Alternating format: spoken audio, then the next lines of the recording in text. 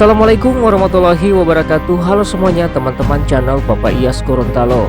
Di kesempatan kali ini kita akan menuju ke cagar budaya yang berada di Gorontalo, yaitu tempat pendaratan Bung Karno di Danau Limboto, Gorontalo.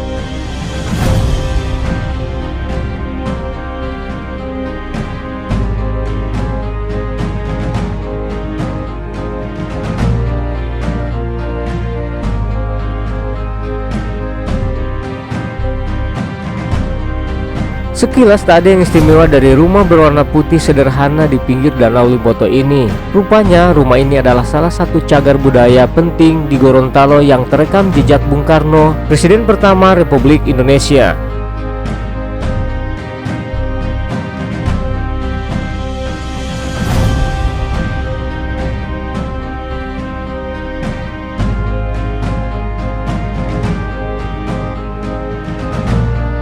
Dengan halaman yang luas dan sebuah dermaga pinggir danau, tempat ini kerap dijadikan tempat wisata ketika hari-hari besar. Contohnya memperingati hari ulang tahun Republik Indonesia dan pesona Danau Limboto.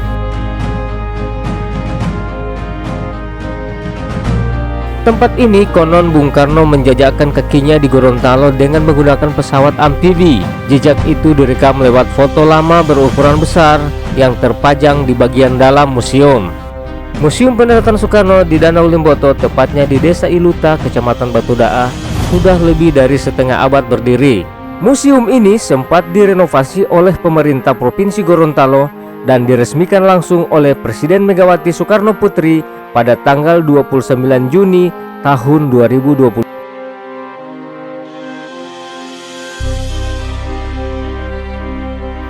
Demikian sekilas tempat pendaratan Soekarno, Presiden Republik Indonesia yang pertama, yang ada di Batu Daah, Kabupaten Gorontalo.